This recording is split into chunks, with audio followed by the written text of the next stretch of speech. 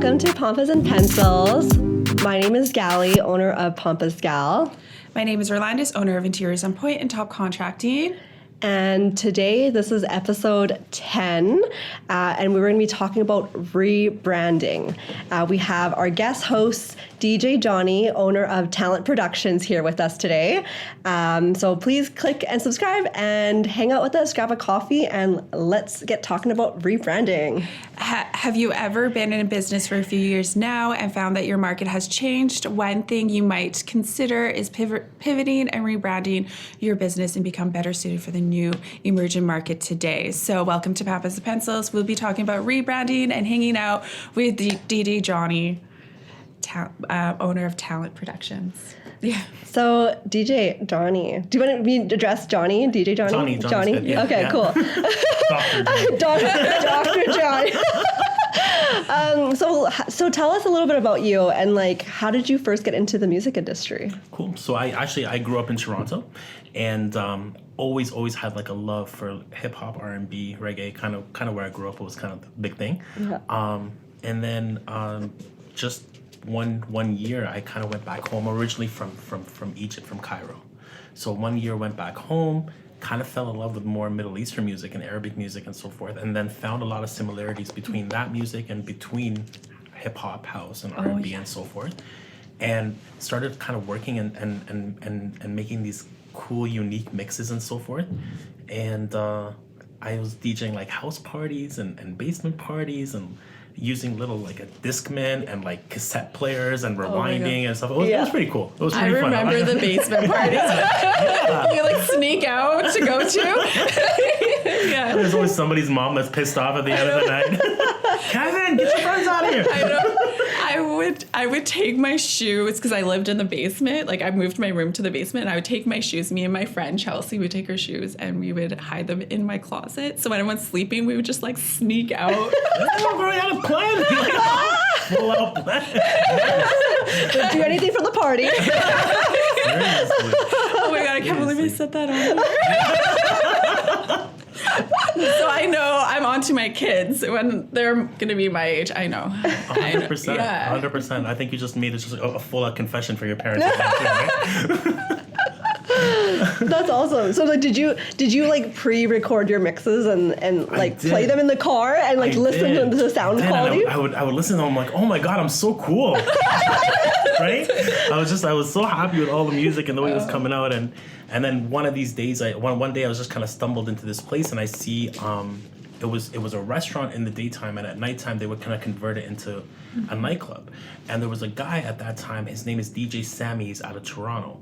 And so he's this kind of, he's a Palestinian dude, but he's a house DJ, and he DJs all like the really big clubs downtown Toronto. Yeah. But his cousin owns this Middle Eastern restaurant. He's like, can you come and do some Middle Eastern music and kind of mix in some English vibes on Friday night? So Sammy says, yeah, for sure, I'll come help you out. Sammy goes to do this restaurant. I go out to this restaurant with my friends, just going out for a normal night, and I see this guy, and I'm like, oh my God, this is so cool. Like, this is exactly what I want to do. Yeah. So I go up to him and I said, hey man, like, just let me just carry your gear and carry your music, and I'll kind of like, help you set up. Just let me play every once in a while. Let me hear how you do things and show me how you're doing things. Yeah. And then Sammy teaches me, and it was incredible. He was my mentor, right? Yeah. Oh, wow. It's a true entrepreneurial spirit. Yeah, seriously, right?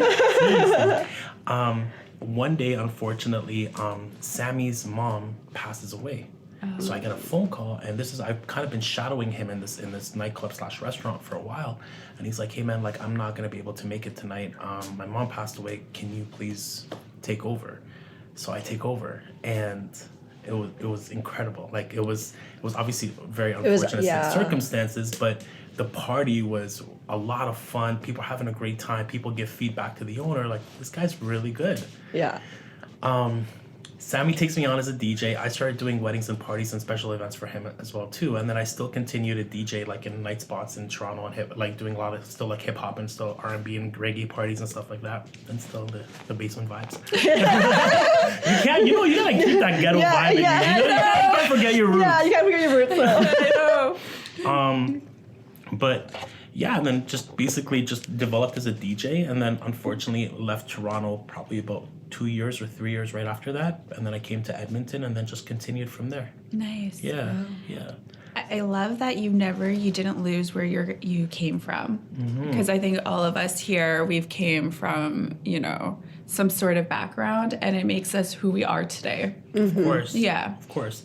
And at the end of the day, I've always told Sam, like, if it wasn't for him, I would have never been able to do what I'm doing today. I would have never had kind of like the foundation to build myself as a DJ.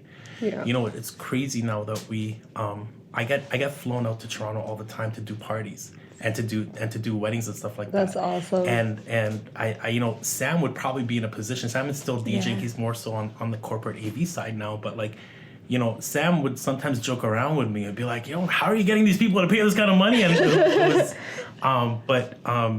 it's such a blessing that he still continues to support me, even though we're in a position now where we're kind of in competition with each other in the same market. Yeah. But I'll still pick up the phone every month or every 2 months and be like, how's it going? How are your wife? How's your kids? Oh, good. We still got a great relationship. And I'll never forget that. Like, he gave me something that essentially set me up for the rest of my entire life. Yeah. And I'll never forget that. Yeah. Yeah. And especially coming from like immigrant parents, we were talking about that. Like, it just like to be able to be in a creative sphere and now you're able to do it full time. I don't know about you, but for me, that's something that's very valuable to me, to be able to take on a passion and something that's a creative passion and do it full time without having people, I guess, not believe in that vision is so important to me. I agree. And Canada is such a mixed culture that we all could relate, that we have families that, have come here. And again, like it's who we start, like where we started is who we are today. So I'm really appreciative of like your background and your story. That. Yeah. Thank you. Yeah. So and then basically moved out to Edmonton here, still continued to do the DJ thing, but then afterwards I started taking like producing a little bit more seriously, and that's when things got really fun. I started getting noticed online, created the Johnny Mazeka brand online. Yeah. And that brand started doing so well. And actually, do you know, Galee, we were just recently in the Blush Bridal Show together, right? Yeah. So the owner of the Blush Bridal Show, Najla, she owns obviously Blush Magazine. Yeah. It was actually a coffee meetup with Najla where she said, so at that time I was sitting in Edmonton and I had like DJ Johnny's parties as a Facebook group. Yeah. I just like, dude, like you're doing it wrong. You're supposed to be having a fan page. If you have a fan page, you're gonna be able to do this and people are gonna be able to start liking it. A group is where you have to invite people. So she's like telling me like my entire social media strategy was not right. So I'm like, you should think I should create a fan page? She's like, 100%. Create the fan page. Put your mixes on there. Put your videos on there. Nice. And I literally put up this fan page and this thing blows up. So I got like within the first month, like thousands of people following me. Wow. And I started learning more about light gates and creating like the ability to like download the mix. And I started getting this humongous following online, and I started getting attention from international parties. So I ended up going out. I went to the States multiple times. I went to Mexico and South America multiple times. I did even weddings. This was such a blessing, by the way. I had a couple fly me out from Edmonton to Cairo. Wow. To do an Arabic party in Cairo. Like to do like an Arabic English mashup party in Cairo. Wow. Literally like paid for all my expenses and put me in a position where some of the best Middle Eastern and mashup Middle Eastern DJs are there. Yeah. And they put me there. So having that social media branding with Johnny Mazeka online was such key. And that primarily started after I came to Edmonton. Wow, Yeah. That's amazing. Yeah. Edmonton's community is freaking dope. Yeah, like, man. We're all trying to help each other. Just like put us, like if we don't have any, like if we know somebody that could be of help to someone else, I feel like Edmonton is like one of those places like we're like, oh, you should meet this person, you should meet this person, and like sure. link people I up. know. For sure. I love the connections and meeting people, and it's really exciting. Yeah. How have you found so going from Toronto to Edmonton, has your music market changed? Oh my God, big time. Yeah, Big how time. So changed? not to get too technical with you guys, but when you consider Middle Eastern or Arabic music, there's multiple different regions in the Middle East, and every single, that's kind of like if somebody was saying, gonna play some Asian music. Like, well, what's Asian music? You know what I mean? Like, Middle Eastern music is so diverse. There's like Egypt, there's Iraq, there's Lebanon, there's Palestine, and then when you consider just like African beats and just kind of everything from the region of Africa in itself, there's so much more stuff to dip into there. When I was in Toronto, because of the fact that the Middle Eastern market there was primarily, like, people that I was dealing with were primarily Egyptian, and I'm Egyptian as well. It was so easy to play that. I came here to Edmonton, where, dominantly the Arabic community here in Edmonton is primarily Lebanese. Yeah. I had to like learn a whole different style of music that I didn't even know existed. Right. So it was so cool, man. I had to switch up a lot of stuff, but it's been really fun learning that style and learning that music. Cool. Yeah. So are you still able to kind of bring in, like, you're still able to bring in your style, but like add a new genre of music to it? Exactly. Yeah. It's been a lot of fun. Wow. So let's talk about business. So what we like to do when we start, we like to talk about what is happening in business. And so, Galee, you start. What's new with you? What's cooking? What's cooking? So same thing as last week. I think just I'm getting a few weddings here and there, and now I am just preparing for the markets coming up. So as last week I said, I'm signed up for 14 markets, local pop-up markets for the city, and. Yeah, it's back to back every single weekend. So now yesterday I just put out an ad to look for a part-time florist so that they can be my production team while I keep advertising and while I keep up with the administrative everything. So I'm just slowly trying to build out that team to sustain my summer, and then we'll see from there awesome. And how that goes. That's so awesome. Yeah, and then I guess on the sidelines, I'm also helping a few business owners who are hosting their own market. I'm doing a collaboration with Made For You YAG with Hello Pretty Market. So we're doing this beautiful Pampas infused backdrop. Mm-hmm. So it's going to look like a meadow. Cool. So people are going to be able to sit on this beautiful loft chair and take photos with this Pampas garden meadow that's growing out of the chair. Oh, wow. So we're we're creating that for the market. And then I'm also doing another, I'm helping another market. The company is Love Blush. And she was able to rent out the giant aviation museum. What? Wow. For a giant market. So there's going to be 50 plus vendors in there. Oh my God. So I told her, I was I love media. So let me help you with the video and the reels. I want to go in there maybe next week and just do some videography and big pan of the big giant airport, and then just showcase it so that we can kind of hype people up. Maybe we could add that add those events to the page so we could let people know when you'll be there. Yeah. And then maybe I'll be able to come back and do a behind the scenes of you. Yeah. Actually, all 14 events are on the bottom of my website. So pampasgal.com at the very bottom, you can click on upcoming events. So you can see all the events that I will be participating in. Okay. So it's all on there. Yeah. Nice. How about you? How's business and what's up with you? So I just landed last night at 1 a.m. We're back at work. Hustler. Welcome back. I have a long list. I think it's when you come back from vacation or it was a couple of days away and you're just wow, I am so backlogged, but I know I'm going to get through it the next couple of days. We have some really cool projects coming up. I can't announce which salon we are doing just yet, but we are doing a salon in Windermere. Nice. I'm really, really excited. She has really cool, we have a really cool layout going out and everything. I'm also working on still critiquing and doing some work with a River Valley house renovation. So that's really, really cool. Nice. I'm going to put up some renderings, so maybe I finish those. Yep.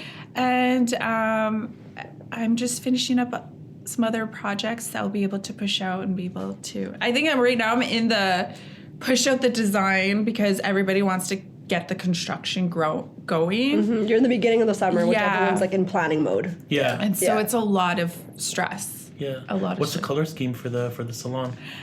It is green, black, and kind of like it's very industrial look. Cool. Yeah. Ooh, Yeah. That's exciting. like it. Yeah, so it's a different vibe, but it's going to be very, very luxe and like industrial looking. Yeah. Yeah.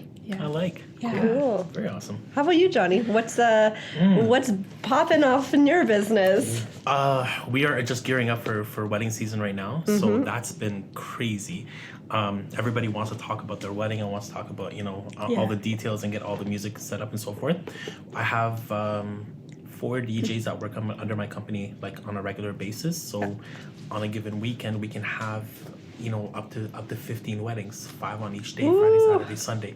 So when you consider that you have like literally that many people that you have to talk to every single week because it's coming out. Yeah. Thankfully, like everything is going really, really good with the company. We're not trying to get too crazy with projects and innovation at this time. We're just trying to kind of keep our head down and trying to get through all the operational stuff. Yeah. But we got some really, really cool projects coming near the end of the year here when we start to slow down. Yeah. We're working on a couple of new products for the company, and we're actually working on an entire design concept that's going to tie in Talent Productions with a brand new marketing brand. Which is gonna be very Ooh, cool. I'm definitely gonna be looking out for that one. Yeah. That's awesome. Yeah. So I'm curious, like in the process of a bride planning for a DJ with you, like, do they usually plan like a couple months before their event, or is it like 6 months in advance sort of thing? Yeah, so we have those. We have the brides that are like, they get on the email and be like, hey, wedding's around the corner and I'm stressed out. We need to meet up and stuff. And it's like, your wedding is in September. We have 6 months, relax. But of course you can't talk like that, right? Because poor girl, she probably wants to kind of get solidify some details from you because you're taking on such a big role to her wedding. So you're like 100% come in. But typically we reach out to a bride about 4 to 6 weeks prior to the wedding, and we set up a meet the DJ meetings where she sits down with the DJ that's assigned to her party. Yeah. Or we always just talk about the bride, don't we? Like, Yeah, we never yeah. talk about Yeah, the groom. where's the room? There's the bride and then the guy that just shows up for everything. He has it easy. You would think, like, there is some grooms out there that would like their beats, right? Mm-hmm. Yeah, they're like, absolutely. they probably, it's like their number one, I take care of the beats. Absolutely. Yeah. We've had a lot of guys that come to us and be like, my only thing that I was required to do was hire the DJ because I'm the music guy in the relationship, Yeah. right? Yeah, that's fair. And then you totally got to switch up the conversation. The bride is always all about aesthetics, right? Yeah. Here's how nice her booth looks, and here's how here's how clean our setup is, and here's how nice you can have dry ice and sparklers and the vinyl wrap dance floor, and they're like, and then for the guy, it's more like, let me show you what the subwoofers look like. I need some reggae up in here. Yeah. Are there gonna be smoke machines? Yeah. You gotta throw in some Tupac in there. Yeah. 100%. Hilarious. For a guy, it's a totally different conversation. I love that. Let's get into our topic today, which is rebranding. Yeah. So we are going to pick your brain. I know you started out with DJ Mazeka, and now you have this really cool business called Talent Productions, and we just want to pick your brain how you were able to separate the two identity and the challenges of going into rebranding today, right? Mm-hmm. For sure. So I guess we can talk about like how when you were DJ Johnny. So we'll do DJ Johnny and then we'll do Talent Productions.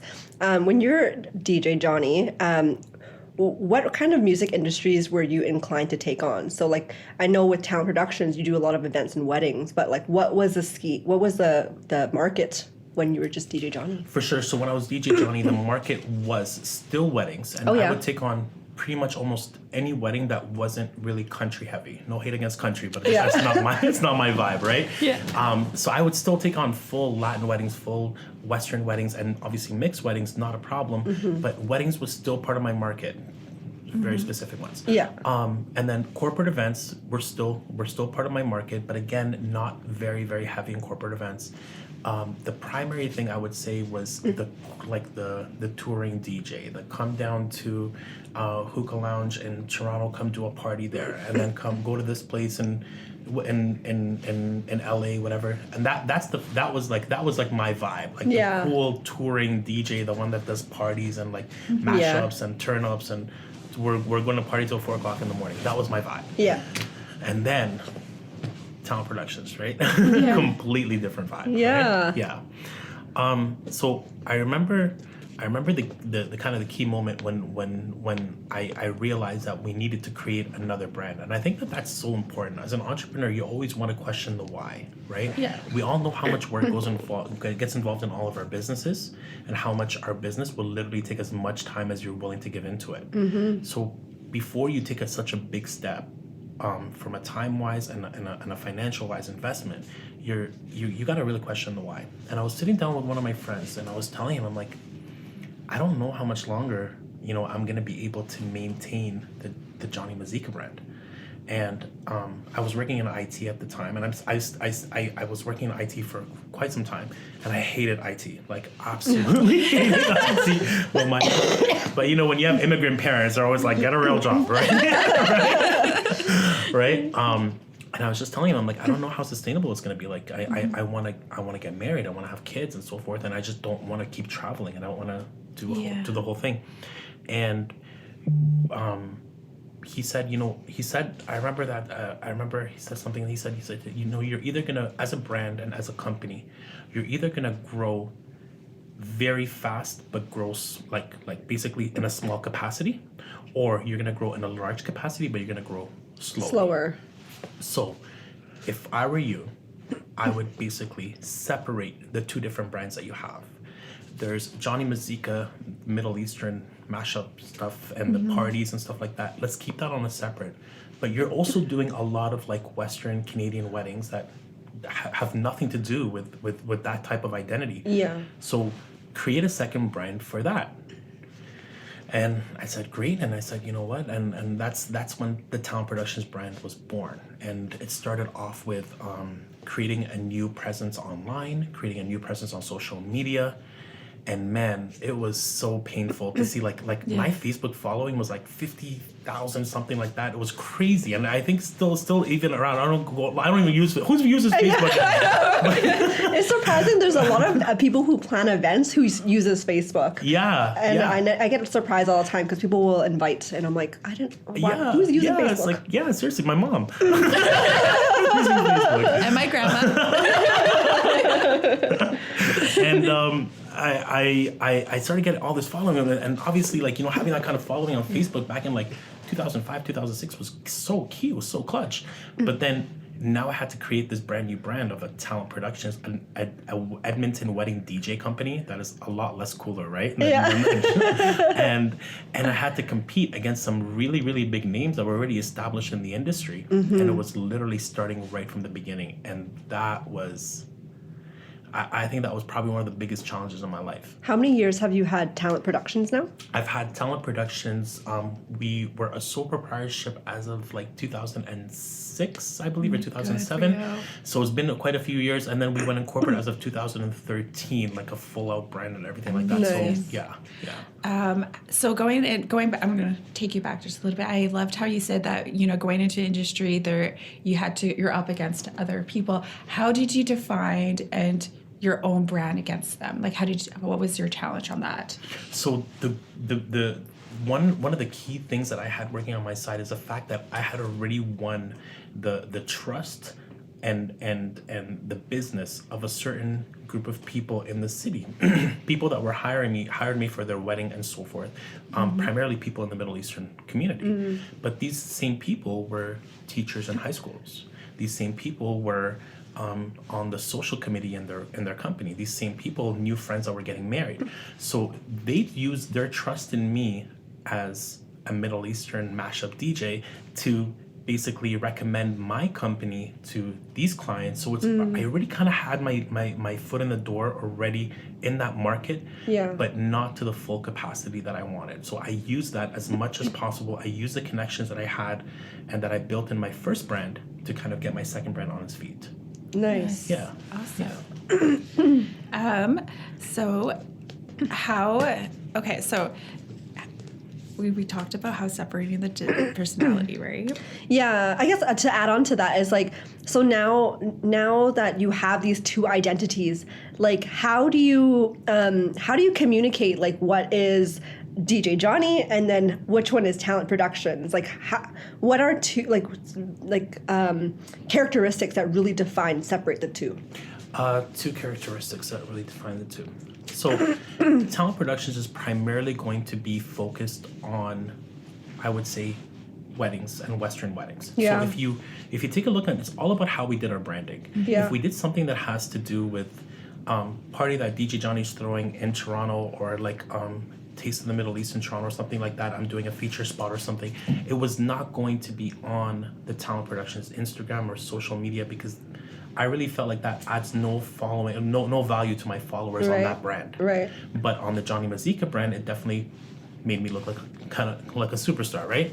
So what challenges did you find when it came to rebranding your business? So one of the challenges that I found was primarily keeping the brand separate, right? Yeah. Using a little bit of leverage and a little bit of I guess kind of the name that I have in the industry to get the second brand to kind of get it on its feet, but at the same time also try to very, very much keep the brand separate. The reason being is that the brands targeted different clients, and I wanted my clients to feel like that I was the right brand for them, that I was the right choice for them. So if I had a Western wedding, a Western bride coming, and I was primarily like putting a lot of stuff on my Talent Productions page that would have to do a lot with Middle Eastern music and so forth. Not that she would have a problem with that, but she would look at that and she'd be like, I don't know if that's the right fit for me, right? It wouldn't click into her that maybe that I know how to play like the music that she wants at her wedding, just like every other DJ, but I specialize in this one thing, right? Yeah. So one of the things that I definitely had a hard time doing was there was so much more excitement going on in the Johnny Mazeka brand, and there was the epic parties where people are dancing on tables and so forth, but I couldn't take that and put it onto Talent Productions to create credibility for myself as a DJ, because it would not be relevant for my following. Yeah. So it was definitely a little bit of a challenge, but I think that what essentially started putting me on the map as a company, and I think this was one of the things that you're going to ask me about later, right? My bad. But I started, after creating a little bit of trust in the Talent Productions brand and trust in me as a DJ, I started upselling additional services in the company. And I think this was a pivotal point in talent. Okay, so we got into like uplighting, so simply just setting up uplights around the room with the wedding, and then we got into dry ice, so creating kind of that dancing on a cloud effect, right? Yeah, and then we got into like monogram projection, and then we got into screens, and then we got into. So what happens and then bringing an interior designer. Yeah.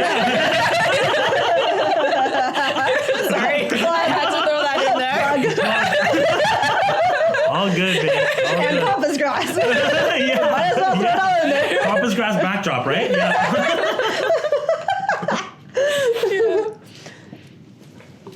Man, so we started adding all these additional services and photo booths, and the vinyl dance floor wrap was one of the biggest ones that we just recently did.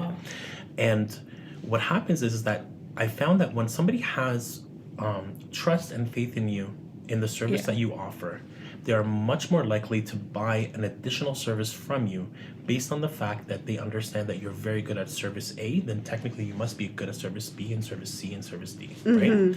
So we were able to take any clients that were coming in that wanted to book a DJ package. I think at that time we were like $1,200. And then we were able to start adding in uplights, monogram projections, this, that, dry ice, and we elevated our average event from like $1,200 all the way to $2,000 or $2,200 or $2,500.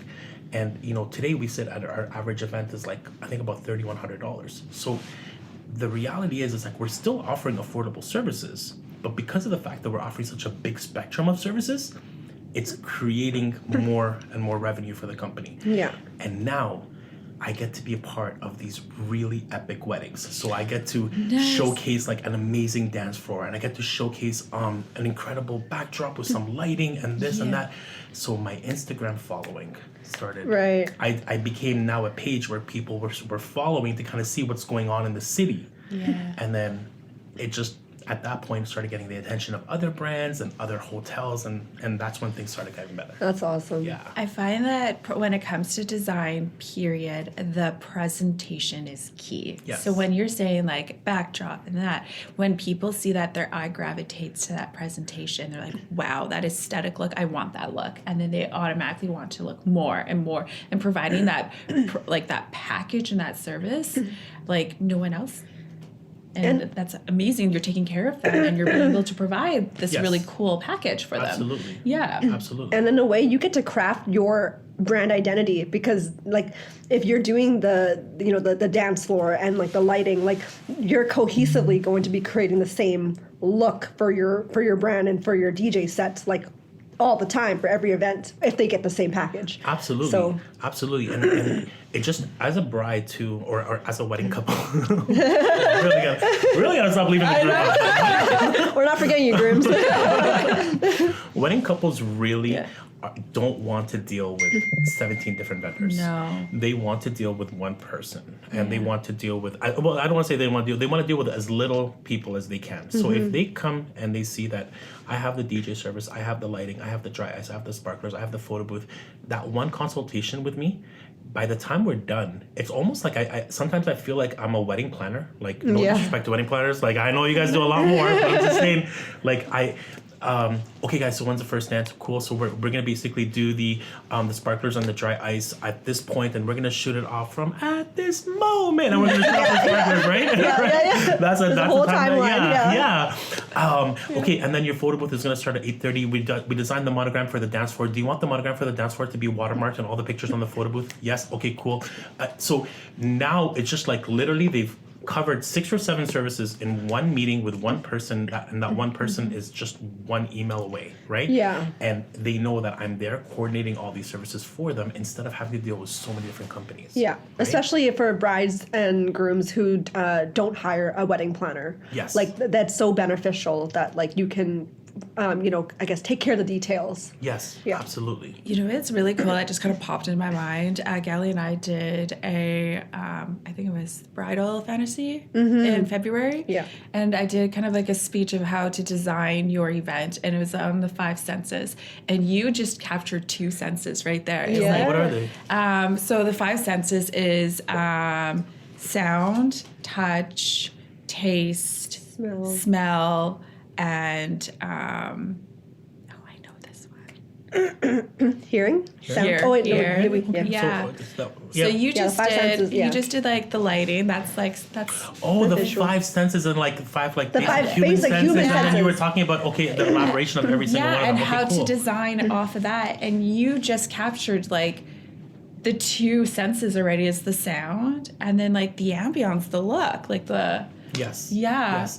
And in the way I see it with weddings, it's all just about it's a feeling that you give to people. And obviously, like if you guys are in a little bit in the wedding industry, I know you do some design with the wedding industry as well. I too? actually designed with Sandra. She's a wedding Sandra Bettina. Yeah, I did. I That's did my her homegirl, boutique. man. I did her boutique. No way. I was her designer. That's So awesome. EXO and I was May. just there. It's in St. Albert, right? Yeah. So I You designed did such a good job. That was so well put together. I really liked it. So pretty. Every time I walk in, I'm like, oh, it's so pretty. Yeah, I worked with her last year on her boutique. Yeah. That's awesome.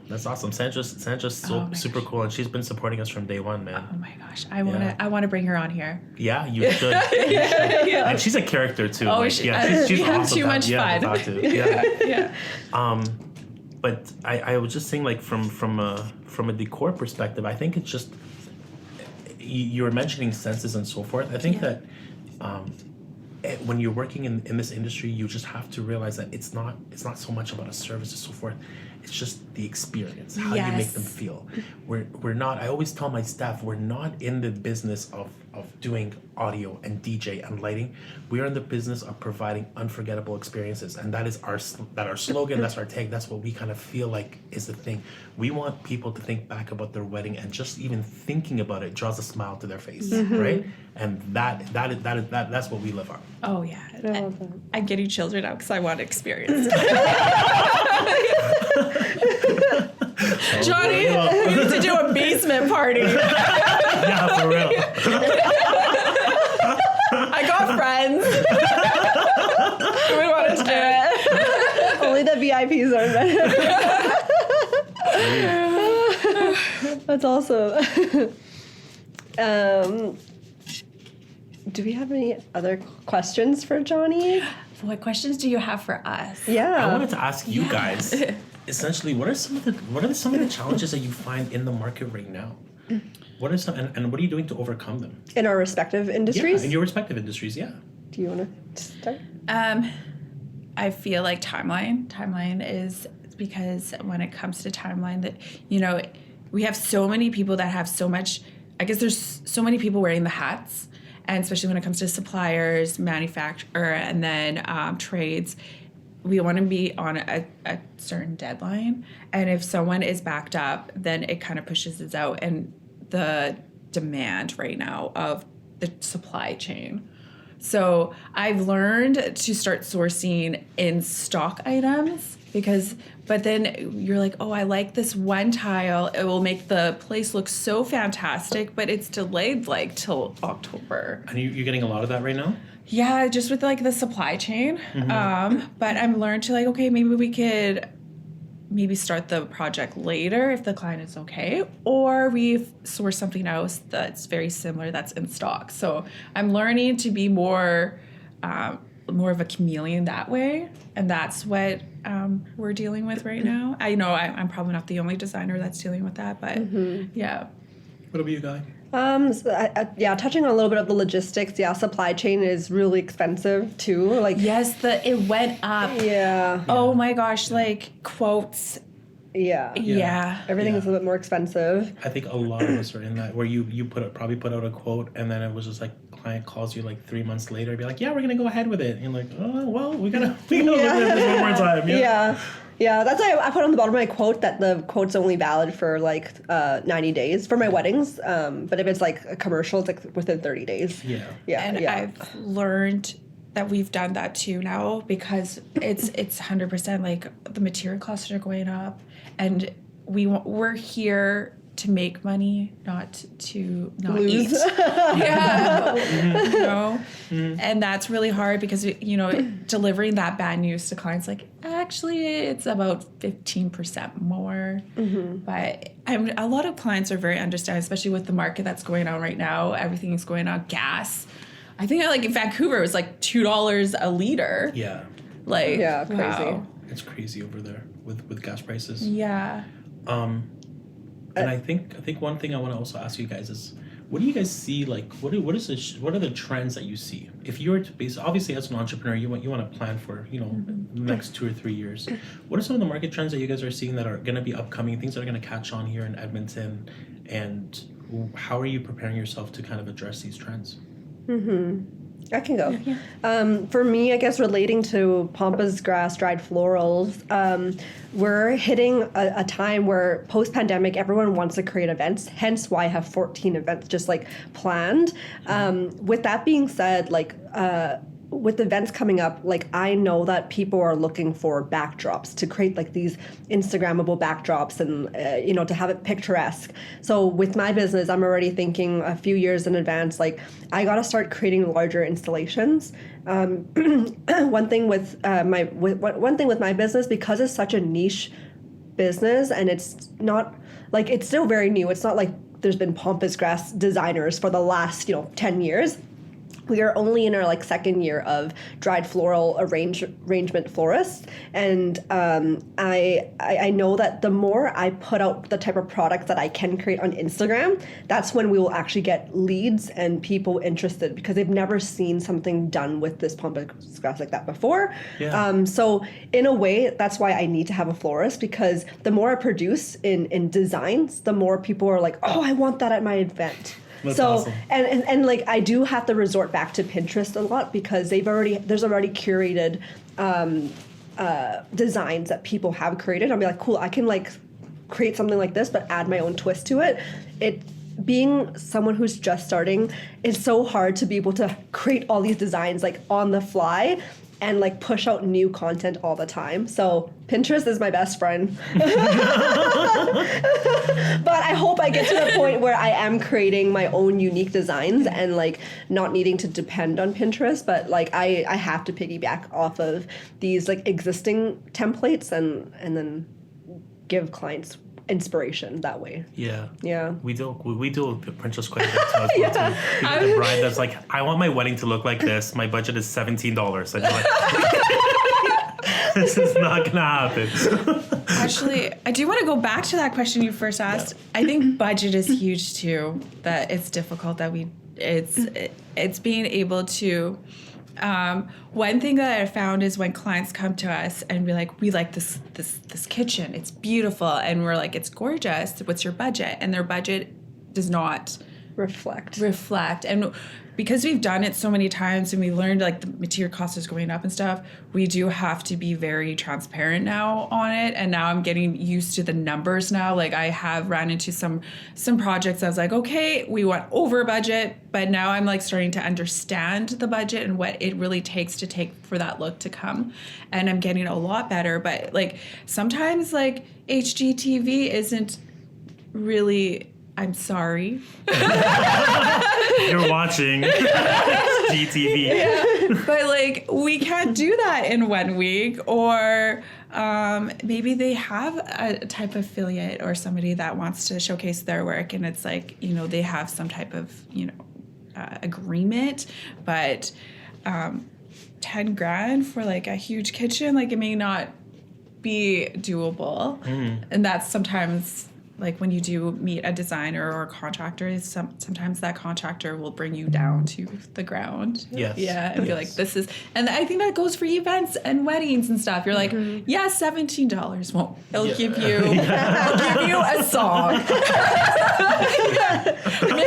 maybe with some Christmas lights, you know. Yeah. For 15 minutes. Yeah. I think one of the key challenges, especially when you're dealing with the Pinterest bride or the Pinterest client, is that being so versatile and being so good at trying to offer them a similar style, but at the same time trying to meet their budget. So, for example, a bride showed me a picture of a wedding where the entire walls of the wedding are wrapped in this black velour draping, and it's a starlight draping. So the entire event, it was called The Night Under the Stars. And Night Under the Stars. And she's like, I want this look. And so that velour draping, first of all, it doesn't even exist in Edmonton. And in order for us to buy it, it was going for, I think, like $2,000 for every 10 square feet. Oh my Holy cow. So I was like, I don't think we can do, 180 square feet of this thing or whatever, right?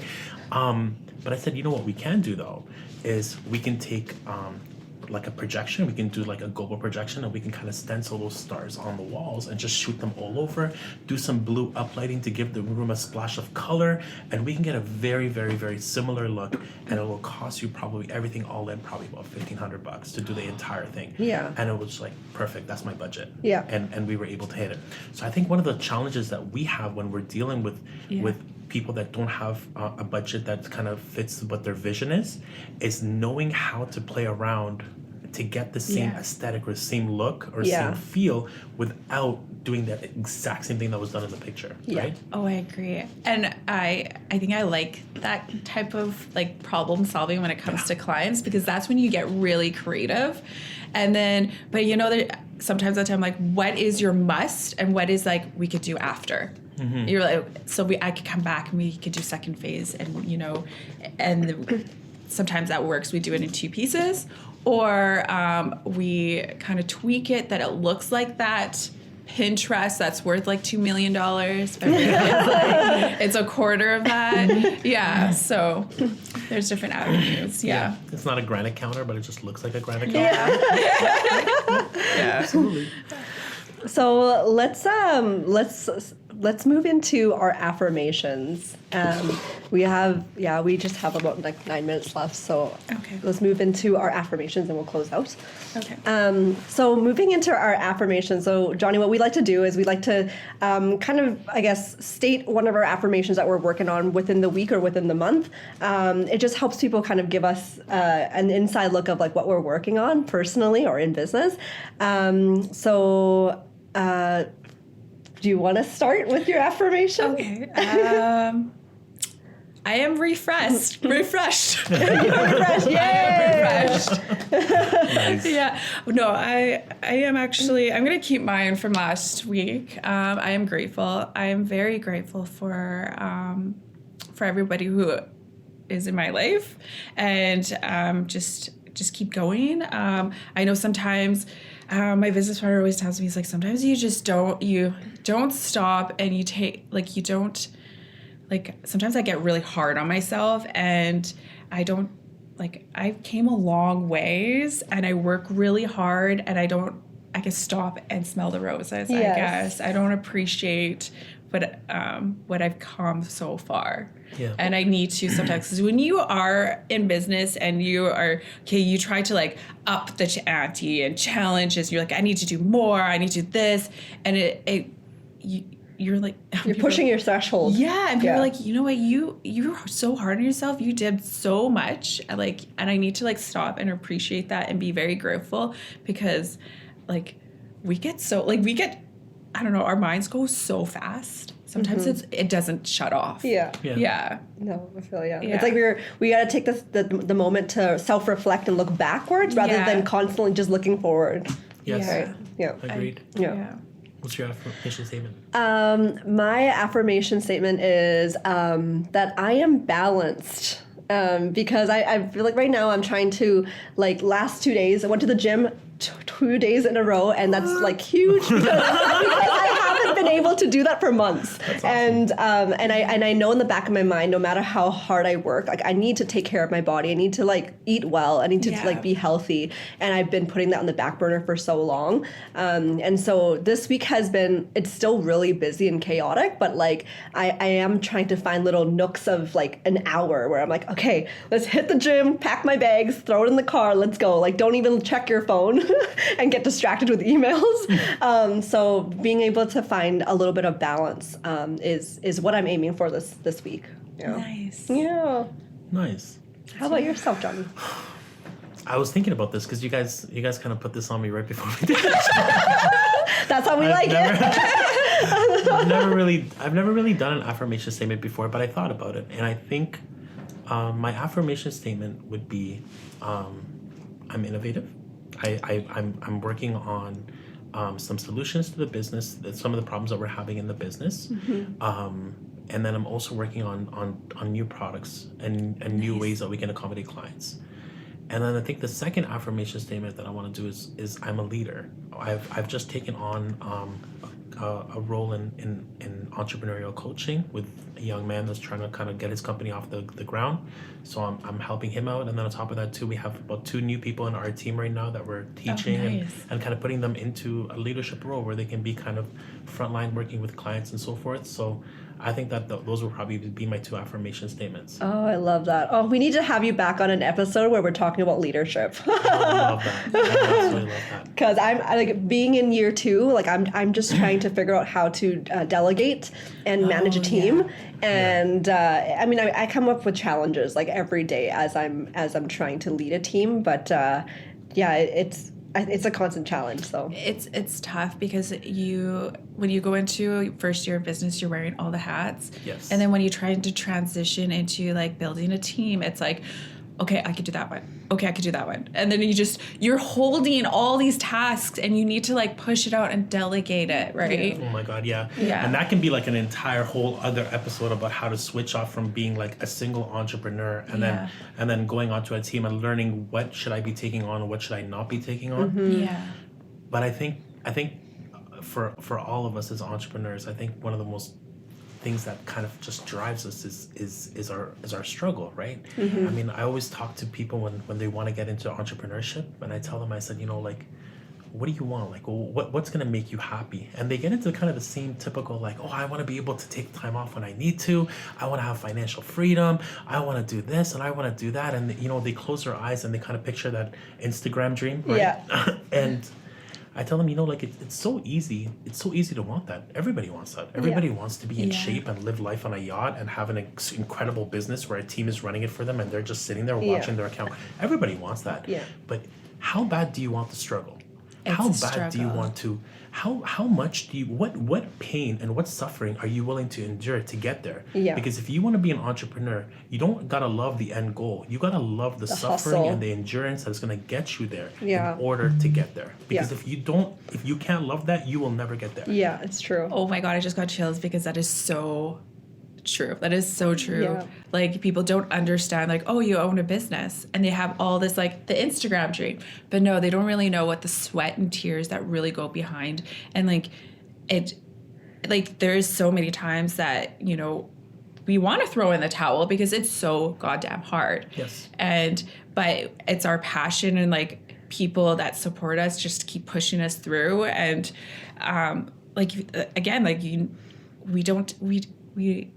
we take everything for granted. Like we're like, we worked so hard, we came so long, we need to keep going. And like This is where all the self-reflection comes back into play. And be like, Absolutely. damn, I came this far. yeah, Like, I don't throw the can't towel give it yet. up. I Yeah. can't give it up. Absolutely. And Yeah. I think even with us, it's a lot harder because we're not accountants, we're not engineers, we're not doing things by a specific set of rules. That's either we do them right or wrong. We are providing a creative service. We are putting out something there and saying, this is what I feel is beautiful. This is what I feel you wanted. And not only are we doing all this work, but then we are also opening up ourselves to criticism, saying, this is disgusting. You think I like this, right? Right? You chose that song, right? So it's so difficult to be in that to be in that entrepreneurial mindset where you're doing all this work, but at the same time, man, you gotta have a heart of a lion and be able to take that criticism when it comes your way. Because sometimes it does and it hurts, but you gotta just take it with a smile and be like, absolutely, get that fixed for you right away. Right? There is times that I like, especially when it comes to like clientele and like going into like that, you have that, you say you get that tough clientele and you're like, oh my God, I want to die. I'm in the hole. I don't know if I can do this, but Why did I take this on? But I spin it and be like, okay, maybe this is just like a learning lesson. This is teaching me, what I could critique and tweak, what I, in my terms and conditions. And For your next client. next client, it actually teaches you and molds you, and then you just get stronger and stronger while you go. Yeah. For sure. Yeah. Well, thanks for hanging out with us. Thank you guys so much for having me. Yeah, I had thank such a great you. time with It you was guys. such a pleasure, and we will definitely need to have you back on I the would love podcast. that. Absolutely. So next episode 11, we have a realtor, Jessica. She will be talking about the hot market. So definitely hang out with us. Subscribe to us. We are on all of our platforms. I don't know if I announced last week, but We're on Amazon. We're on Audible now. You can find us on Audible if you are subscribed. And on Audible, I think it's free. Like, you don't need to use one of your credits to listen to us. It's just they have a podcast platform. Yeah. So we're on all the platforms you can probably think of. you know. Yeah, we celebrated last week. Nice. Yeah, so subscribe to us. Golden Nuggets. We love to. Send us your golden nuggets and let us know if there's any key takeaways. Let us know on Instagram. We'd love to hear it. So Okay. cool. Thanks. Bye. Thanks, guys. Thank you.